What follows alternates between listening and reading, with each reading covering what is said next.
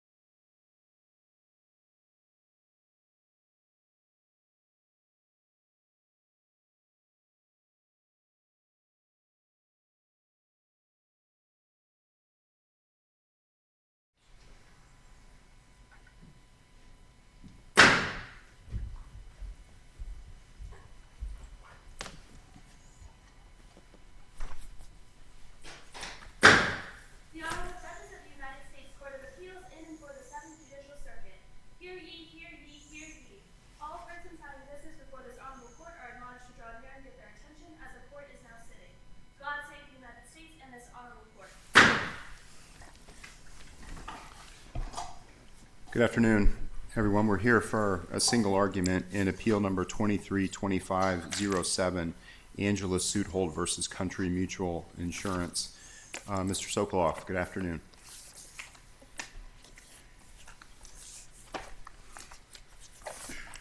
Thank you, Your Honor. May it please the Court, my name is Eugene Sokoloff, and I represent the appellants in this appeal. This is a case about an Illinois company's Illinois law duties to its Illinois members. It's the kind of case that CAFA's exceptions are designed to send directly back to state court.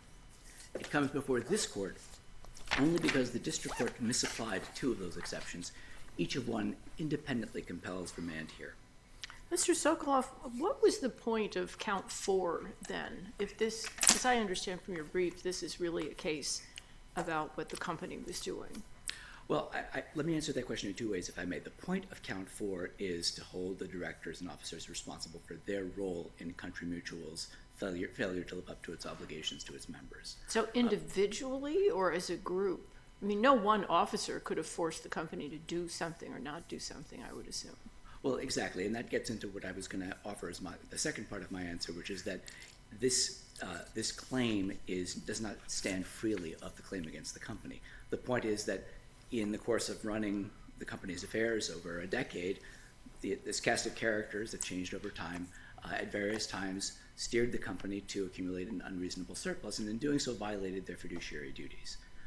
Now, in the sort of mine-run claim seeking the payment of a dividend, the corporation is a necessary party, even if only the individual defendants are named. So it's not like this claim could stand alone, although the claims against the company surely could. Why couldn't you just seek damages from the directors and officers? I think you could seek damages from the directors and officers. And you are, And right? we do, yes. Okay. Joint and several liability for everybody? That depends on whether there's a showing of conspiracy. We haven't pled a civil conspiracy here. I don't know that there would be joint and several liability across the entire decade-long period when these people were in and out of office. But you're not excluding the possibility. We're not excluding the possibility, but that's not, as I understand it, that's not what we've pled in the complaint. But Now, is the measure of damages against them this same $3.5 billion surplus, or is it something, or are they all responsible for that, or is it a different way of measuring damages? So I think the most straightforward damages claim, and you'll note if you look at our prayer for relief at paragraph M, the only party from which we actually seek the return or the disbursement of this accumulated surplus is Country Mutual, for the obvious reason that Country Mutual is actually holding this money that it should return to its members. That doesn't exclude the possibility that there may be statutory or other damages available against the directors for their role in that accumulation of the surplus. But I'm taking that as it's a different measure of damages answer from you. Yes, I'm sorry, yes. Okay. I think it is a different measure of damages. That the primary relief that's sought here, as we say, from the very beginning of the complaint in paragraph 6 all the way through all of the counts, is the return of this accumulated surplus. Country Mutual is also the only party against which we seek declaratory and injunctive relief. And again, to the same effect, a declaration that what they did here was unlawful and an injunction preventing them from doing that anymore. We've also sought findings against the directors and officers, findings that they violated their fiduciary duties, but violated those duties by causing the company to accumulate the surplus. What's the point of that? What's the point of that? The point of that is to establish that these individuals assisted the company or caused the company to violate. You sued them for liability. That's right, yes. What's the point in having separate findings or declaratory judgments about that? Your Honor, not having drafted the complaint, I can't tell you exactly why. You're here defending it. Laid out there, but I think that it's akin to declaratory relief, right? We're asking the court to determine that there was violation of the director's fiduciary duties. Your pleadings are what got you before us today. That's right. And if you're not ready to explain them, then I don't know who we should talk to. Well, Your Honor, I would say, again, that I don't think that there's a real difference between seeking a declaration that somebody has violated their fiduciary duties and seeking a finding that they've done so. And I think the key point here is that all 46 of these individuals are here only because of the duties they owed as officers and directors of Country Mutual. So they're here in that capacity. On the damages point, I thought it surprises me to hear you suggest that this is all about just getting the money back from Country Mutual as the the party that kind of hoarded the surplus, as you will. Because I thought a primary theme of the pleading was, yes, there was a hoarding of surplus, but also there was self-enrichment by the directors. Okay, Yes. wouldn't self-enrichment take the form of distributions of the surplus to directors and officers? Right, so to the extent that an officer has personally benefited from their role in the mismanagement of the company, they might be liable for that. I don't think that adds up necessarily to the entire surplus. And I No, also that's don't- fair, but that sure suggests to me that if you were to, let's just, for discussion purposes, suggest, suppose you prevail across the board.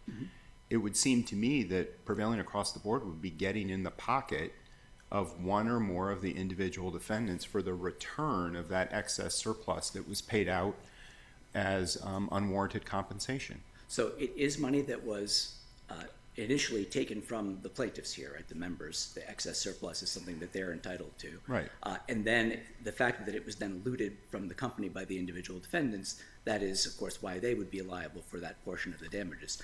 It is the same money, but I don't think it's the same theory. No, right. So when you go back to the colloquy you were having with Judge Wood, Right. and with Judge Hamilton, it does seem to me that you're asking for more than just a declaration about the officers and directors. to You're be actually, sure. you're To be asking them to sure. write you a check. We are seeking damages, yes. I don't think I stepped away from that in my responses to Judge Wood's questions.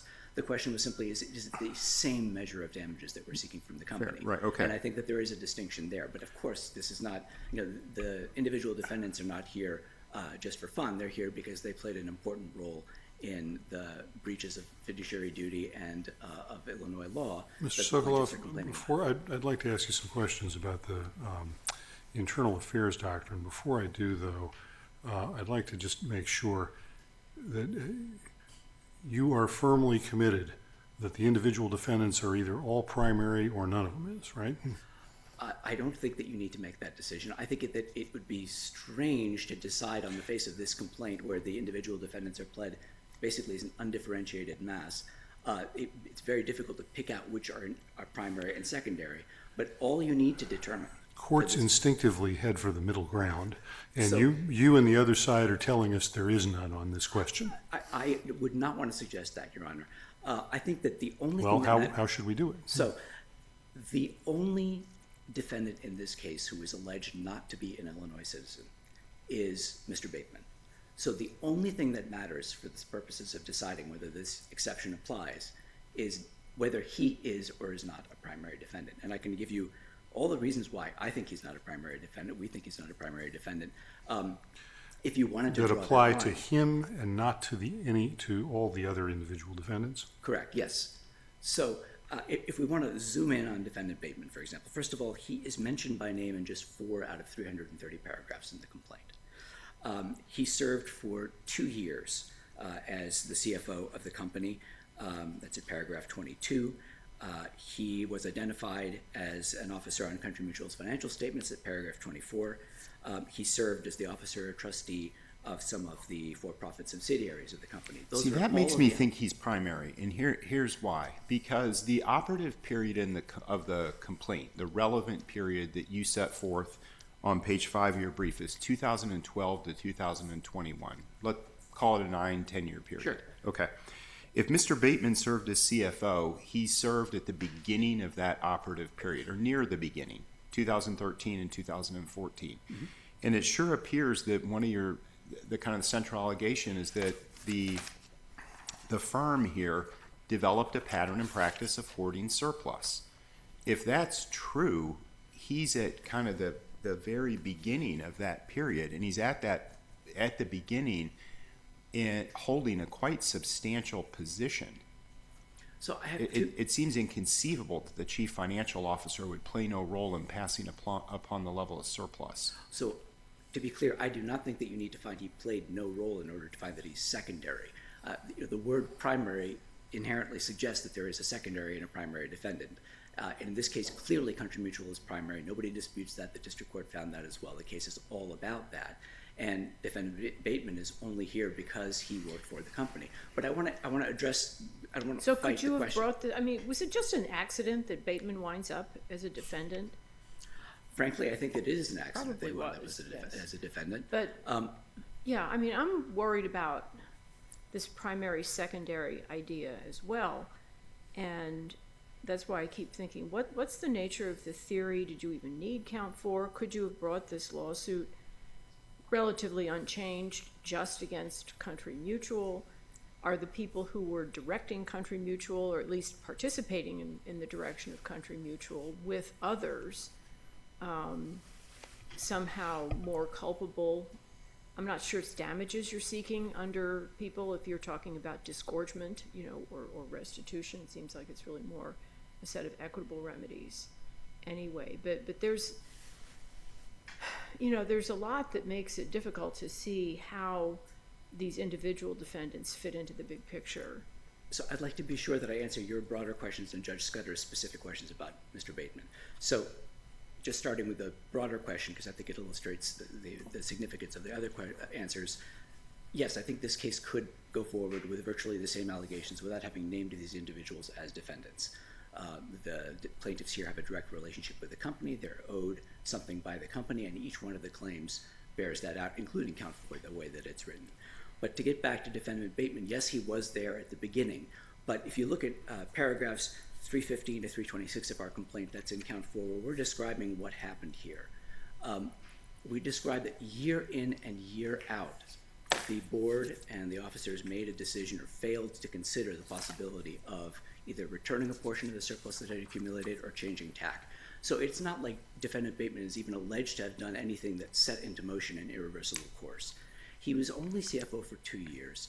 34 of the defendants served longer than that, and 35 served more recently, including another CFO who is not disputed, is a citizen of Illinois, who served for 6 years. And the other thing is the nature here of the violation. Certainly the CFO is important in making sure the board is apprised of the company's financials. But this is, and we plead this in our complaint, you said it in Mashallah, this is a question for the board ultimately. It's a question of the board's discretion. In a complaint that names multiple defendants, must there be secondary defendants?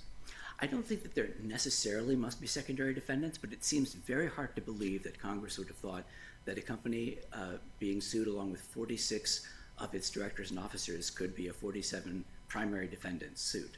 See, I started with that same intuition. I was with you until I read the complaint. And then when I read the complaint, and it's pretty fact heavy because it's filed in state court, right? It's a bit of a speaking complaint, as you would expect. It sure looks like the whole theory of excess corporate surplus is hand in glove with a companion allegation about director self-enrichment. And so whatever intuition you start the case with, mine, I was exactly with you, thought, well, your intuition has to give way to what's alleged. So Judge Scudder, I think in any case alleging corporate mismanagement, management is going to play a key role in the allegations. There is the additional set of allegations that talk about what management did with the money that they improperly kept from the plaintiffs. But the plaintiff's injury stems directly from not getting their money back from the company. And so, yes, the defendants are liable for what they did with that money. Yes, they are each liable for that independently. But I don't think that it shifts the gravamen of the complaint from Country Mutual. Are they liable to every single policyholder? I thought from the Supreme Court's writing in the equitable assurance case that those would be the sorts of claims that would be more like, at best, a derivative action, that the wrong is done to the corporation. Correct, and you'll see that we have pled demand futility in the complaint. Okay, could we talk a little bit about the internal affairs exception? It would be helpful to me if you would specifically address the LaPlante against Northwestern Mutual case, and as well your claims brought under the Consumer Protection Statute, which is the one I find hardest to square with your reliance upon the internal affairs doctrine. I understand, Your Honor, and I realize I've cut into my rebuttal, but I want to make sure that I address these.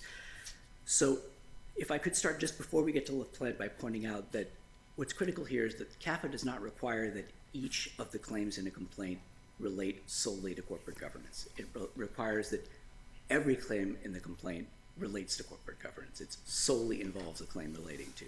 So the fact that the claims here are not strictly corporate governance claims in their form. Well, is it correct that for all of your claims, the core wrong alleged is the decision to hang on to an excess surplus. Right, and that's why That board discretionary decision.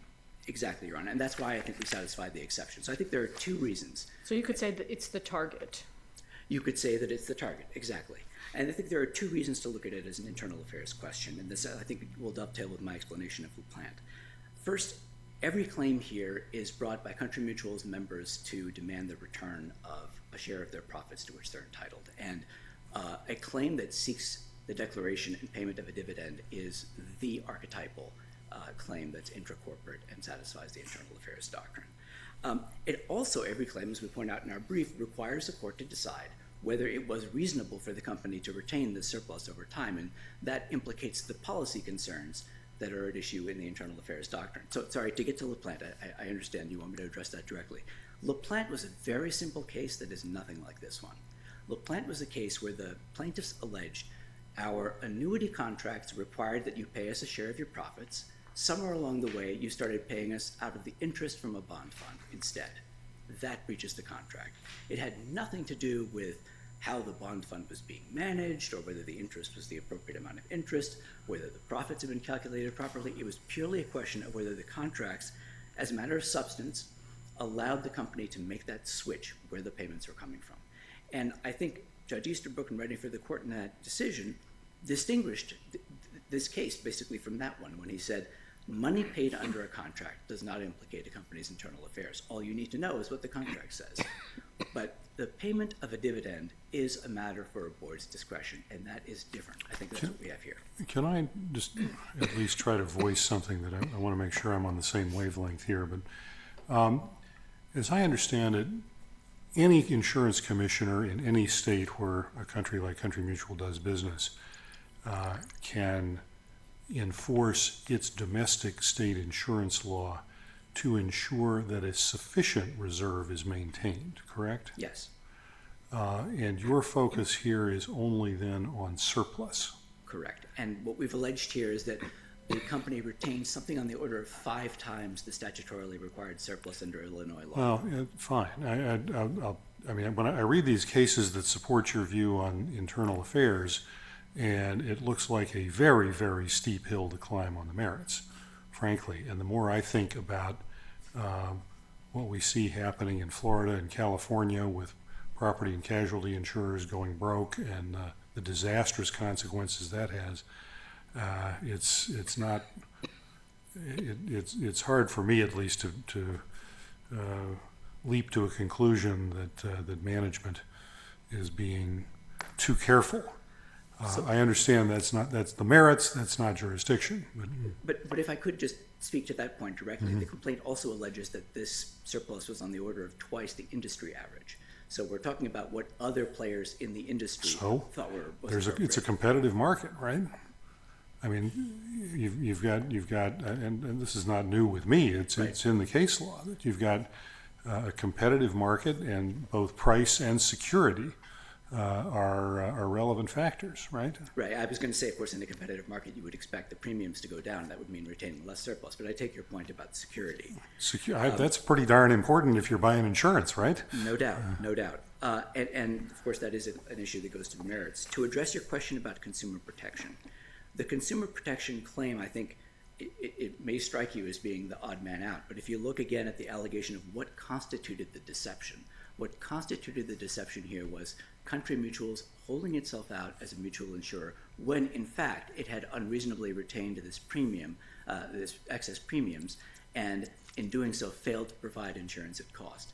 The complaint alleges that obligation to provide insurance at cost is itself within the board's discretion. It's within the board's discretion to determine, Judge Hamilton, directly to your point, what constitutes at cost? What is a reasonable amount to lay away against future risks and therefore constitutes part of the cost of providing insurance? And it's that discretion that we've alleged they've breached here. Okay, very well. We'll give you a couple minutes on rebuttal. Thank you, Your Honor. Thank you. Mr. Hootsell, are you beginning? I am. Okay, very well.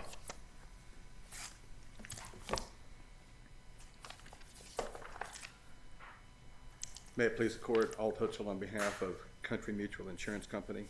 I was going to start in a different place, but given the discussion you just had, let me speak real quickly to the complaint, because I think at the end of the day, this is with regard to the home state exception, because I think at the end of the day, the complaint tells us is where we must look to make this determination. The plaintiffs concede and represented to the lower court that they are pursuing two independent and alternative paths of recovery for the same damages. One path against the company, that's count 1 and count 2 and 3, and one path against the directors and officers, and that's count 4. Can I ask you Yes, whether it would be possible to rule against the individual defendants if the company didn't do anything wrong?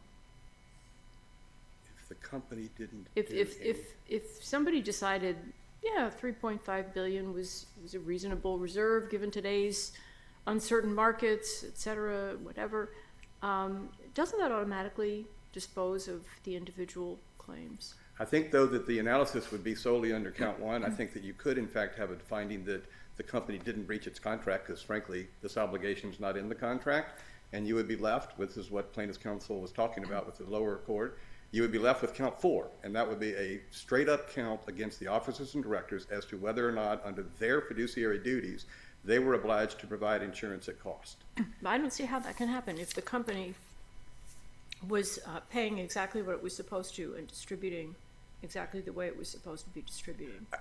I think that the theory of the case against both of these are different.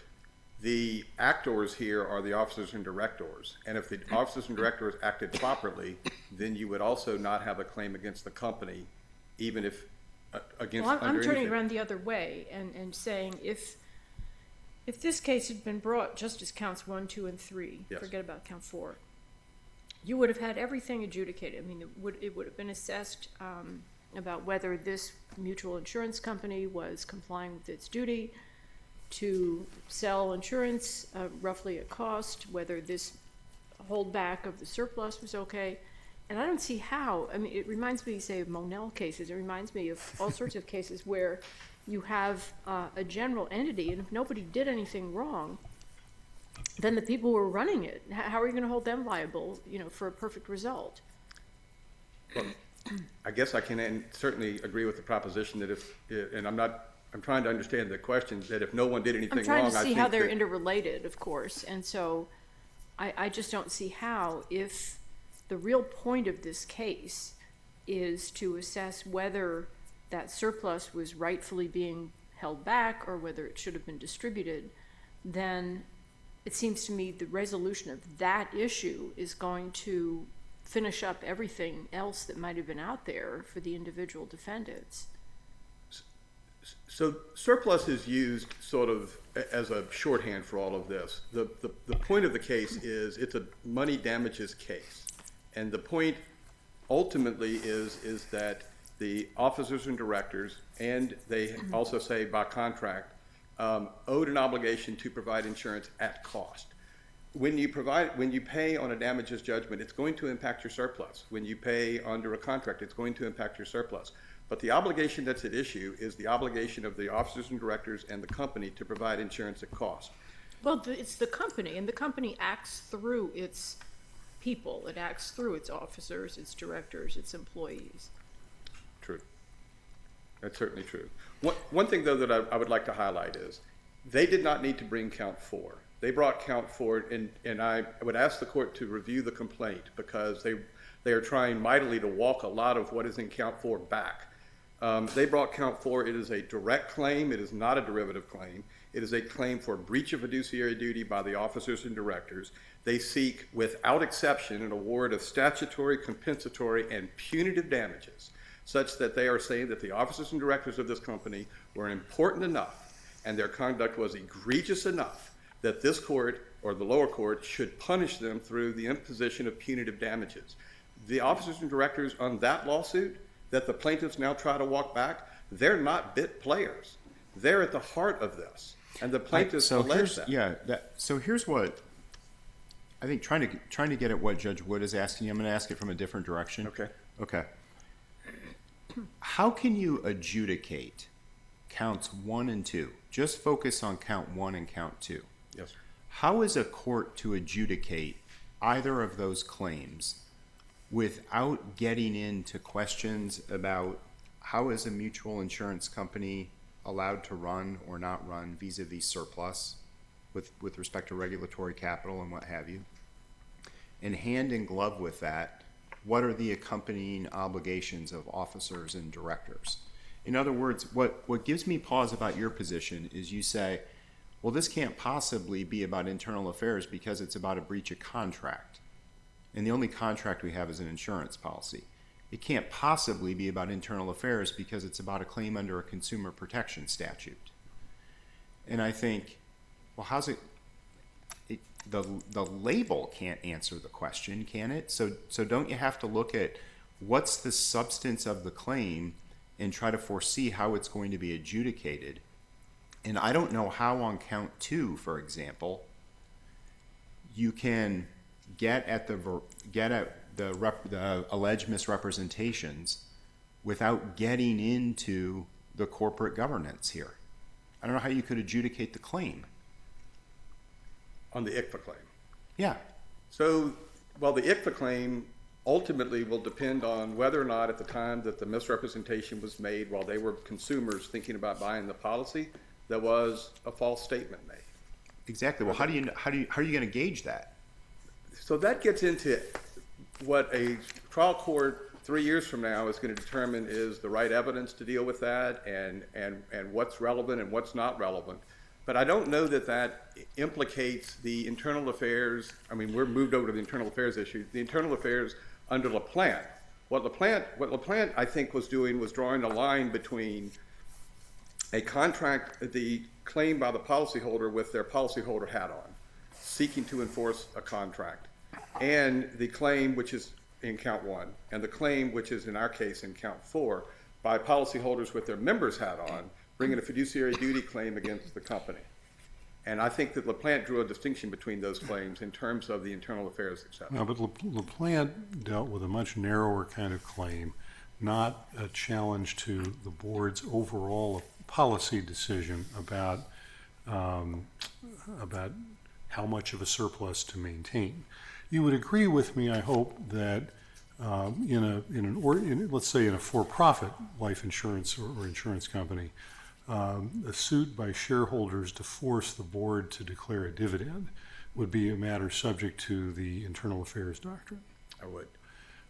Okay, and at least as I read the applicable case law here, it may be very tough for plaintiffs to win on the merits, but the Lubin and Hill cases certainly make very clear that this is an internal affairs question when you're talking about trying to disgorge excess surplus from a mutual insurance company. Do you have any contrary authority that says, in essence, every state gets to apply its own law to this discretionary decision by the board? And we're in count 1 on the contract claim at this point. We're not in count 4. I'm trying to make sure I know where we are. Any count you like. Okay. Okay. All right. But focusing in on a board's discretionary decision to issue a dividend to policyholders or not. So in count 4, the allegation by the owner of the company as a member against the board for breach of fiduciary duty, I think that does implicate the internal affairs against the current board and setting aside the Edgar issue. Forget about current and former. That's, exactly. Yes. Exactly. In count 1, I think that LaPlante is candidly on point. I think LaPlante, in LaPlante, they had a language that said annually the company, the board and the officers will issue dividends. It was an internal decision. It was a discretionary function. So the alleged breach of contract in count 1 is that the company did not operate at cost. Correct. Okay, how does that get adjudicated without getting into internal affairs? The evidence that I think is relevant to that is that we will put up evidence as to how much it costs for us to provide insurance to you. So, but you would allow California and Illinois and Florida courts to reach opposite conclusions on that, right? They could apply their own domestic law to whether Country Mutual was providing coverage at cost. Is that right? I think so. It happens frequently in breach of contract cases. Can you point us, okay, can you point us to any authority that treats this question, how a mutual insurance company deals with its surplus, with excess surplus, as anything other than an internal affairs doctrine subject to the law of the domicile state? I'm not aware of a case that has tried to frame the argument as a breach of contract other than LaPlante. Is there any way to adjudicate the claim by reading the terms and the conditions of any policy? No. The contract claim. Right, that's what I'm talking about. How in the world could I read an auto or a home or a life policy and answer the question like I could about the annuity in LaPlante? How could I answer the question of whether there was an excess surplus that officers and directors unlawfully hoarded for self-enrichment purposes? To be clear, I think the answer is that what is alleged in our contract is an extra line that said the insurance we provide here under must be provided at cost, period. And I think that we're going to, in fact, our intention is we're going to prove the cost of the insurance that we provided. And then we will have a discussion as to whether or not what we charged them was equal to the cost of the insurance we provided. So I think that it gets dealt with by the trial court like all other contract obligations. It is a pricing proposition. They bought a product.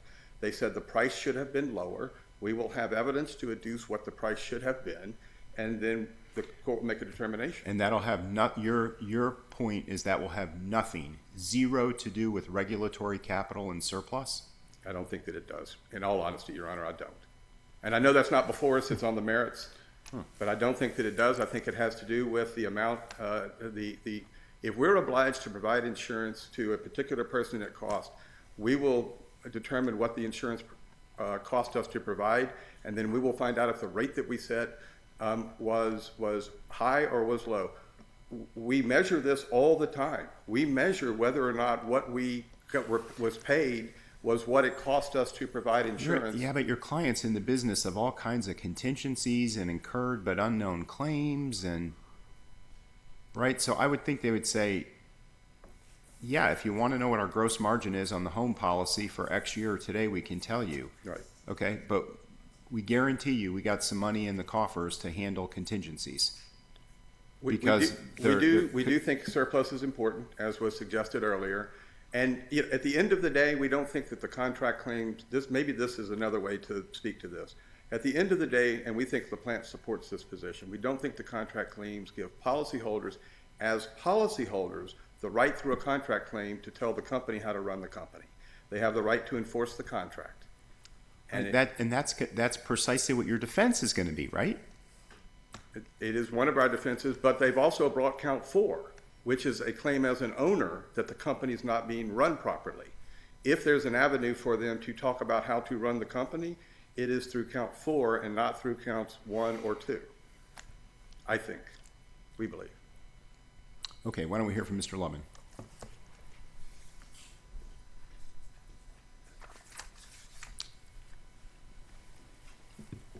Thank you very much, Judge Scudder, counsel. David Lubin, I represent the 9 individual defendants who've been served and who have appeared in St. Clair County and in the Southern District of Illinois. I'd like to follow up first on a question that Judge Hamilton asked, which is, do you have to find that all of the 46 defendants who've been named in this case are primary in order to decide the home state exception? And to make our point clear, we would agree with Mr. Sokoloff. That really is not an issue before the court. You're up here on de novo review. We're up here on de novo review of the issue of whether Robert Bateman is a primary defendant. He's the only... We understand that, but your briefs each take absolutist positions. Well, let me clarify then now at oral argument that we think that it may very well be the case, given the broad allegations of malfeasance, the allegations that everyone enriched themselves, everyone received excessive compensation, everyone made independent decisions. We think that it's certainly a permissible decision that all of the defendants are primary, but the issue before the court that you have to decide was Robert Bateman primary, because But if he's the that's, diverse. if that's the issue, and I certainly appreciate he's the jurisdictional hook, so to speak, then reading this complaint, I don't see him playing an outsized role. I don't see him, in the language of the Third Circuit, as the target of the case. He's just one of a group of actors who, over the years, was running the company. And in that capacity, trying to make some sense of this term in the statute, this undefined term, the primary defendant, I think what the Third Circuit and the many courts that have followed it have all said is, is there some targeting, are you the one who's really the moving force behind this? Well, certainly there can be more than one. I don't doubt that, and the company is, but I don't see anything that causes Mr. Bateman to bubble up to the top somehow. Here's what I think bubbles Mr. Bateman up to the top, if I can use that language. Mr. Bateman's position was Executive Vice President, Chief Financial Officer. Right, and there was another Chief Financial Officer too. Just one other. There was actually a third who the Class Action Council decided not to name. So there's a third Chief Financial Officer, David Majors, wasn't named in the complaint. He clearly resides outside of Illinois, in North Carolina. Now, our position is Class Action Council know generally the terms of CAFA. Under CAFA, there's really only one reason not to name, two reasons, not to name the prior CFO, and that's because A, he's diverse, and B, he's primary.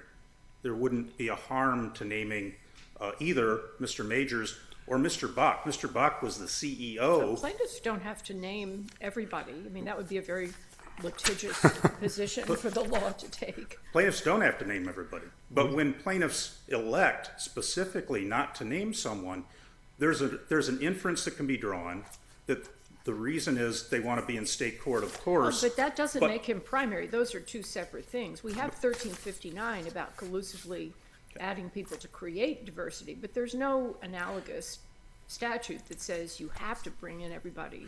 You don't have to, but I think there's a recognition that by not naming him, plaintiffs understood that the CFO of the company would be primary if named. Well, just as they named the other. they're just being cautious and blew it in one respect. But let me ask you, just in terms of CAFA's division of authority between federal and state courts, I'm trying to understand why retired executives' decisions about where to retire to should affect where this case winds up as between federal and state courts. Is there any policy reason you can think of? I don't think there's any policy reason. Just straight mechanics of 1332. It's a matter of would the person, if named, be primary, and would the person, if named, create minimal diversity? But the problem is, it's the second of those that's clearly the driver here. Without Mr. Bateman, as far as we can tell from this record, everyone else is Illinois. So that's enough. That if you're the plaintiff and you want the case to be in Illinois courts, you're done. You don't have a CAFA problem. You bring in one diverse party, and all of a sudden you're dealing with federal court, which for whatever reason they may not want not to be it. But it isn't it's just not because of his being primary. In fact, it is because he's primary, Judge, and that gets Well, back I mean, to what you're position saying he's so, held. but I haven't heard any reason for that. He's just one of this massive management people who's come and gone. He is his duties as executive vice president are to report directly to the CEO. He was responsible for managing the financial affairs of the company For 2 years. and 3 months, a quarter of the 10-year period we're talking about. He was primarily responsible for things like monitoring surplus, making decisions about surplus. But if the new people who came in after him didn't like what he was doing with surplus, there were years in which that could have been turned around. Right, but what they're alleging is Mr. Bateman should have done that, and Mr. Bateman didn't. Along with everybody else. But his role and his responsibilities were specifically to head the financial affairs of the company. So if you want to look at facts, But it's advice. Are you arguing that CFOs have the power to dictate company action? well, Only apart from presidents and CEOs and boards and, other people? what I'm arguing is that a CFO, by the nature of their position, is going to have primary responsibility for making decisions and recommendations to the company about how to manage their financial affairs. Exactly, and that takes you right back to the company as the true target of this litigation. That's where the big money is, the $3.5 billion. It's not whatever Mr. Bateman did. And if we want to start thinking about so-called factors that we should look to make an objective decision about this, surely the amount one can expect to recover from a person, the share of responsibility for what went on, and points along those lines, whether it's direct or derivative, and he's, whatever he does is implemented through the company. Yes, but the allegations of the complaint are that it's his decisions that caused the bloated and excess surplus for a quarter of the period of time that we're talking about. And the allegations are he's responsible for punitive damages, he's responsible for compensatory damages, he's responsible for statutory damages. So why is a quarter of the time primary? Well, It's not more than half. well, the statute doesn't set a proportional amount, but if you look at a complaint that says, while he was in charge of the company's financial affairs, making decisions, the company should have distributed $1.9 billion. Right. Is there any way that Mr. Bateman could be held liable to as much of the class and for as much money to the class as Country Mutual itself? I think that's what the plaintiffs arguably are seeking in this case. They don't, if you look at the allegations of the complaint, there's nothing in there that limits the amount of damages sought against Mr. Bateman. And if you look at the proportion of the class, you have to bear in mind that the named plaintiffs themselves were policyholders for the entire 10-year period. Let me ask you a little more generally. You all have studied these handful of cases in great depth. We've come to them recently as courts have struggled with what primary defendant means in this context. We have the committee reports that say, quote, real target, which sounds a lot like obscenity to me, in the sense that we have a lot of factors. There are easy cases that we can all imagine, but it's really, really hard to articulate a formula. And I guess it would be helpful to me to hear your best shot at a formula. Well, I will take my best shot, Judge. I think this court has multiple sources for determining a formula, if that's what it decides to do. The ultimate decision is Mr. Bateman primary? In Rappo, the court, in my view, didn't set out to announce a formula. It just made the right decision based on the facts of that case, and you can do so here too. But what the majority of courts have looked at is the nature of the liability direct or secondary.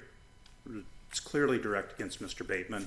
There's no vicarious liability sought.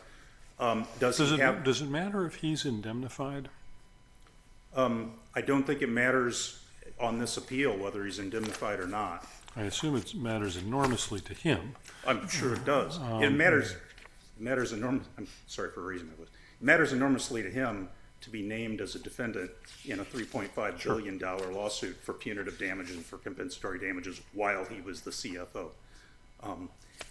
There's nothing in the complaint or in the record period that speaks to indemnification. Indemnification would suggest that Country is coming in to indemnify and therefore assuming the secondary liability of his primary liability. So I think that would not render him less than a primary defendant, even if the company did come in, because it's still his decisions that are being targeted, and he still has exposure. If there's indemnification, that's not a fact that suddenly absolves him of any of the consequences of being named as a defendant. Well, you all have asserted, and I'm sorry, I don't remember whether it was your brief or your co-counsel's brief that said that worrying about who the deep pocket is contrary to established law. And I was wondering what law you think establishes that under these precedents. What I saw citations to were a couple of district court decisions and amidst this doctrinal chaos. There are several district court decisions that use the term deep pockets. I think you can read the cases from your sister circuits and find that there's nothing in there that suggests that who has deep pockets is a factor. It's not really mentioned in. I thought the Fifth Circuit was pretty clear that it's relevant. But I don't think that language is apparent in the Fifth Circuit decisions, but the cases that do speak to it look back initially to there's a case that arose out of a tragic fire at a Rhode Island entertainment venue, and several people died. Case of Jordarian. Fireworks at the nightclub? Yeah, fireworks at the nightclub. Okay. Yes, Your Honor.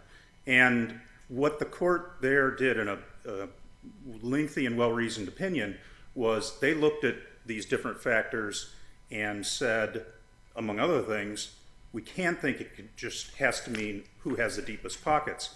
And in fact, there's nothing in the record about who has the deepest pockets. I know we're all, courts make decisions based on common sense. Of course they do.